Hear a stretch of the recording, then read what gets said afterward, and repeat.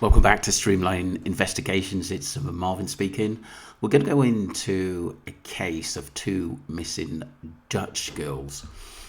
And this was almost 11 years ago, which is absolutely incredible. I actually did do a part, did a part of Kris and Lisaane Froon. Two Dutch tourists disappeared while hiking in El Pianista Trail in Panama, while the official explanation points to an accidental fall. The circumstances surrounding their disappearance, including the discovery of remains and their belongings, have led to various theories, including foul play. I did do a video on my first channel, Streamline Entertainment, but what I'll do, I'm going to attach it to this video as well. Let me know what you think, people, because I think it was an interesting and very, very bizarre case. Thank you. So we hear from Harinder his basically take on the case. This is the last photo of Kris Kremers, which is so sad, to be honest with you. But like I said, it is so bizarre, this case. There's so many things to look at. This photo of Kris Kremers, a Dutch tourist that went to Panama on a jungle hike with her friend in 2014. The mystery of their disappearance still remains unsolved today, so let's talk about what we know. This photo was taken on April 1st, 2014, when the parents of Lisaane Froon, the friend that came with her, and Kris Kremers' parents stopped receiving updates. They got worried and traveled to Panama to find their daughters. They were accompanied by police when they arrived on April 6th, and they scoured the forest for 10 days trying to find their daughters. Now, after about 10 weeks or 2.5 months, a woman turned in a blue backpack belonging to Froon. It had a camera and a phone. Kremers' phone was turned on intermittently between April 5th and 11th with the incorrect pin being entered. Froon's phone died on April 4th. What they found in the photographs was disturbing. 90 flash photographs were taken intermittently between 1 and 4 a.m. One of the last photos had Kremers' hair with blood all over it, and it was a photo of the back of her head. 2 months after the backpack were turned in, they discovered some bones. They found a pelvis bone and a foot bone, and upon analysis, it belonged to Froon and Kremer. Even weirder, upon all of the bones and the findings they found, there are no discernible marks of trauma or any marks on their bones at all. So it's still a mystery on how they might have died. And it still remains unsolved 10 years later today. Froon's bones appear to have skin on it still, and then Kremer's bones appear to have been bleached. Because of the cleanliness of this scene, I don't think an animal got to them. That was my initial thought on reading this story. I think somebody who does this a lot got to them. Because somebody did this very swift and clean, and they really left no evidence to be found. This story is one of those cases that keep me up at night. Let me know what you guys think about this case in the comment section below, and as always, these videos are for informational purposes only. Wow. It's unbelievable what happened. Those pictures are very, very strange. I believe that there was someone else out there, but like I said, that hasn't been proven. And their body parts, or some of their remains that were off their body, which was not great at all. And so, like I said, I think this case will always be a little bit more mysterious. I'm going to add a video I did on Streamline Entertainment to this, because it's about obviously the two girls, the Dutch girls that had gone missing as well. Let me know what you think, people. But I will add another part onto this. Thank you. Welcome back to Streamline Entertainment. It is Marvin speaking. We're going to revisit a story of two going missing in the Panamanian jungle. Kris Kremer and Lisaane Froon, two Dutch tourists, disappeared while hiking the El Pianista Trail in Panama, while the official explanation points to an accidental fall. Where have we heard that before? The circumstances surrounding their disappearance, including the discovery of remains and their belongings, have led to various theories, including foul play. The official explanation, the official account supported by the Panamanian authorities, suggest the women accidentally fell from a cliff after becoming lost on the trail. This theory is based on the terrain and the discovery of the remains of belongings further down the trail and in the river. Alternative theories: foul play. Some speculate that the women were victims of foul play, potentially involving a third party due to inconsistencies in their evidence and the discovery of unidentified fingerprints on their backpacks. Wow. Supernatural explanations. Some locals believe in supernatural explanations involving indigenous tribes or other entities, but these are not supported by evidence. Accident and exposure. Others suggest that the women got lost, become injured and succumbed to exposure and lack of resources, with their bodies later scattered by animals. Interesting. Sounds awful. The El Pianista trail is known to be challenging, with some sections involving steep cliffs and difficult terrain. The backpacker and belongings. The discovery of their backpack, camera and all other belongings, including some of their bones, further down the trail and the river, suggesting a significant journey after they disappeared. Weird. Photos taken by Lisaane shows them hiking the trail. Later, it's more remote locations, some indicating they were in distress. Wow. Phone use. The girls' phones were used after they disappeared, with attempts to call emergency services, but reception was poor and the calls were not successful. Unidentified fingerprints found on the backpack added to the mystery and fueled speculations about a possible third party. Inconsistencies remain. The state of the remains, with some bones fragmented and others missing, very strange, also contributed to the speculations about what might have happened. What happened to the photo? A missing photo from Lisaane's camera has fueled speculations, with some suggested it was intentionally moved or deleted. Who were the identified fingerprints on the backpack? The lack of identification of these fingerprints have raised questions about who else might have been involved. The exact circumstances of their deaths remain unknown. Very creepy. While the official explanation points to an accident, the inconsistencies and unanswered questions have left many with unanswered. Terrible questions. The case of Kris and Lisaane remains a subject of more speculation and debate, with no definitive answers to what truly happened to them in the Panamanian jungle. Interesting stuff. I remember this case at the end of the day. And they disappeared on the 1st of April 2014. God, it seems like yesterday. That's over 10 years ago. It's just gone so quick. Let's get straight into the video. Sorry, this is by Mile Higher podcast. Interesting on this story, and they made this in 2023.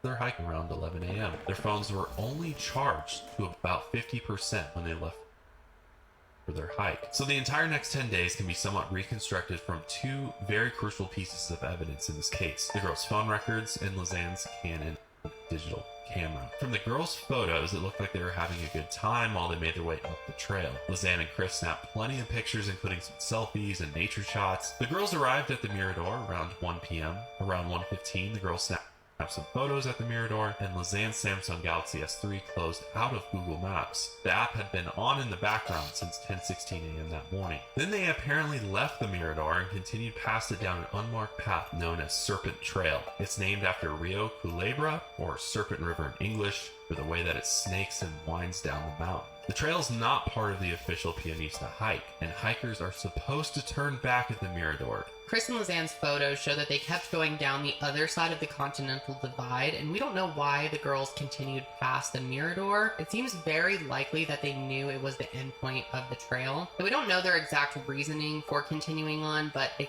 could have just been on the Pianista. They may have wandered off the trail to explore and look around before heading back. They may have thought that they had more time in the day to keep hiking for a little while, and they may have been under the impression that there was more to see beyond the Mirador. The narrow paths that Kris and Lisaane were taking were only ever really used by the indigenous Nobe people, and once you get further and further down the trail, you go deeper and deeper into dense jungle and further away from civilization. Also, the rainy season in the jungle had started on April 1st. From then on, not even the local indigenous people who used the trail would set foot on it At 1:38 p.m., 23 minutes after the girls started down the Serpent Trail, Kris's iPhone 4 lost GSM, which is the global system for mobile communication signal. The phone might have shown 1 bar of service, but it lost all connection to the network at this time, and it never established connection with the network again. This is probably due to how deep in the jungle the girls were. As you can imagine, cell service would be pretty hard to get there. And this is where things take a turn. But from the photos, you can see that the girls don't necessarily realize the danger they're in yet. In one of them, Kris stands on the trail, almost saluting the camera, smiling with her tongue out. The last photo was taken at 1:54, and it shows Kris standing on a rock next to a stream. She's smiling, and her facial expression seems calm. But then at 4:39 p.m., over 2 hours after the last photo, someone calls 112 off of Kris's iPhone, which 112 is the Dutch emergency number. 12 minutes later at 4:51 p.m., someone calls 112 again off of Lisaane's Samsung Galaxy. Kris's iPhone was powered off at 5:52 p.m. Lisaane's phone was most likely powered off at the same time, since there was no activity on her phone's operating system at this point. If it really was the girls using their phones at this point, then they might have been trying to save battery in case they had better signal to call for help. Nobody really knows what happened in between the last photo and the emergency calls just under 3 hours later. The girls might have gotten lost after they reached the Mirador and tried their best to get back on their route. They could have forgotten the trail was an out and back hike, and they might have tried to do some sort of loop, or they could have just gotten lost going off of the trail. It's possible that after a few hours of trying to hike back, the girls realized that they were very, very lost, and they tried to have emergency services come and help them, or there was just some sort of accident on the trail and they needed help. All we know is that the girls must have been pretty panicked by that point, and as the sun went down that night around 6:40 p.m., you can imagine how much harder it'd be to navigate this area. But regardless, the girls didn't turn up at their host family's house that night. Lisaane's phone was turned on again at 4:19 and left on overnight. Now, meanwhile, the girls missed their appointment with their guide Feliciano, and they were supposed to meet at the language school at 8 a.m. that morning. And after waiting 10 minutes, he and Eileen got pretty nervous, and they decided to check at Miriam's house to see if the girls were there. And the girls weren't at the house. In fact, there were still leftovers sitting out from breakfast the day before. Due to local laws, there hadn't been enough time that had passed since the girls were last seen to report them missing. Very bizarre, and obviously at the start of this this case, we've learned all the narratives that people think. I do believe they ran into a bit of trouble. It was awfully horrible that basically some of their body parts were all over the place, which is quite bizarre. So were they killed by someone? You forgot to put how they got the photos from the girls. Why did no one get them after the 211 calls? Probably because, like I said, even sometimes you call, there's no network, and obviously when the phones are picked up, the police and the rescuers are gonna have to look at the last phone calls. I spent your work working for Doctors Without Borders between 2016 and 17. Someone says at one point I was on an assignment in an indigenous community in Costa Rica and boarded to Panama. The forest is so dangerous and scary. Very, very well. Battery trial to 50% in 2014 is mega. No, always 100% in that time frame.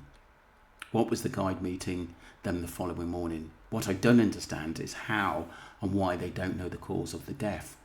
They have all these technologies to help figure them things out.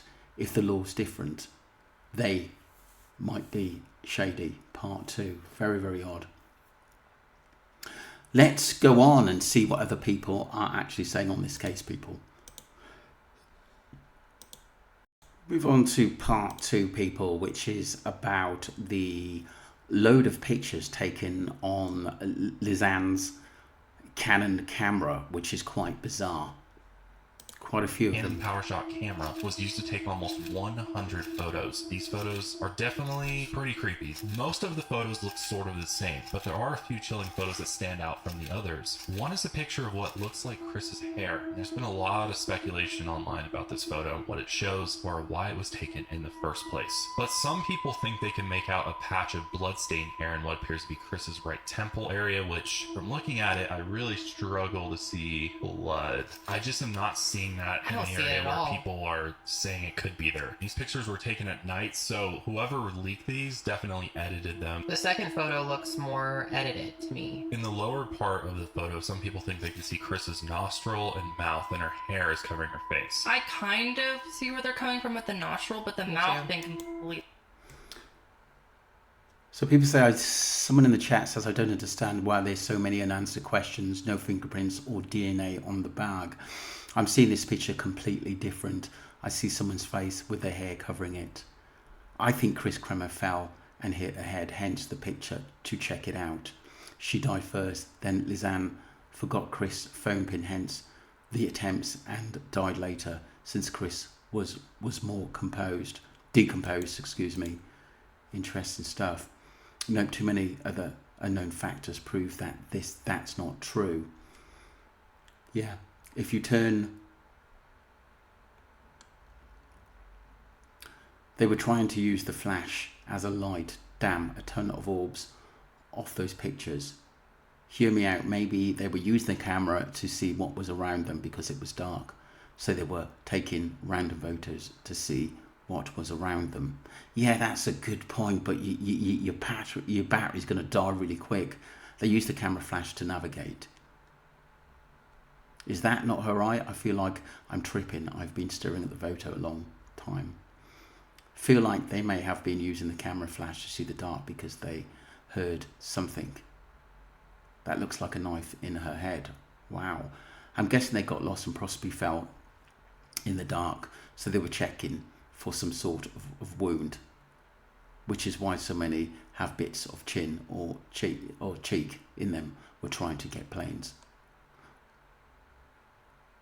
What if she took a picture of the back of her friend's hair and on accident while taking pictures in the dark? That's possible. I'm thinking maybe the outside photos were so they can see. Someone also, Alex says, okay, so look at the photo sideways. The comment on the bottom, it looks like her mouth is open. The part they say is an ear looks like teeth to me when you look it sideways. That's a really good point. Interesting stuff, people. Really, really interesting stuff. What do you think happened to these two girls? Do you think there was foul play, or do you think they just succumbed to a accident where they couldn't see and they were still moving and basically, you know, sort of fell away from there? It's a really, really sad case because there's so many unanswered questions and a lot of suspicion in this case as well, especially with the photos and just the whole scenario when they went off the beaten track. And obviously there's supposed to be indigenous tribes in there, and you don't know what else could be in there. Do you know what I mean? Especially like deep into the jungle as well. Let me know what you think, people. I thought it was an interesting story. Still a lot of questions. And don't forget to subscribe to Streamline Entertainment and follow the channel. Thanks very much indeed.